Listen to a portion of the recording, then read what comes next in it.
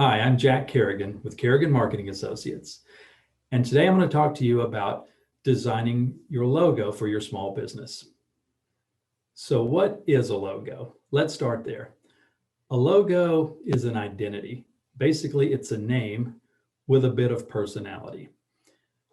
For example, Lexus is an automobile, but the design of its logo conveys to you, the consumer, that it's a bit more upscale. Mercedes-Benz, even more so. That logo is more recognizable as a brand that has greater value. So you might be thinking, I'm not Mercedes or McDonald's. What should I do as a small business? Well, first, it helps to understand the role of a logo in your marketing. Your logo is an illustration of your name.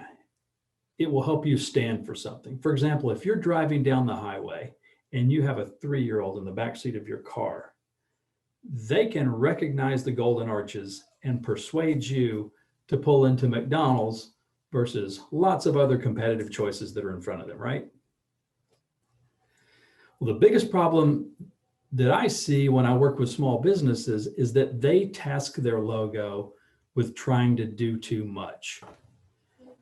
The problem with doing that is that when you overcomplicate things, it makes it really hard to recognize who the business is, especially when your first impression these days is at the top of a phone screen in a space about that large. Oftentimes in poor lighting behind cracked glass, you get the picture. So what do I do to help clients establish lasting logos?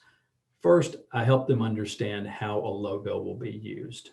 Small businesses often think that a logo needs to do everything. A logo will never or rarely be seen all by itself. McDonald's logo doesn't have a hamburger and French fries and salads and shakes hanging out of it.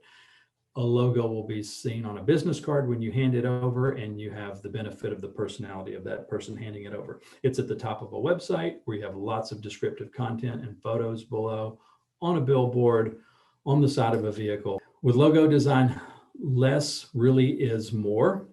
And you see businesses really get that as they get more confident in their business. For example, take the Verizon logo redesign of 2015. Most people agreed that the logo was too complicated. So in 2015, they streamlined it. They made it cleaner, simpler to understand. And you can see the Verizon logo that lives today. So is your logo really all that important? Absolutely. It's oftentimes the first impression that your business makes. Sometimes it's the last impression if they don't like what they see, because people are judging your business based on that logo, and they're determining if they're going to pick you or someone else. Having done hundreds of logos for lots of different types of businesses, I highly recommend investing the time to get it right the first time. I hear lots of businesses say, well, we're just going to put something together and we'll fix it down the road. That might take a lot of time and money down the road. And you also might find yourself reprinting business cards, having someone update your website, signage, et cetera, et cetera.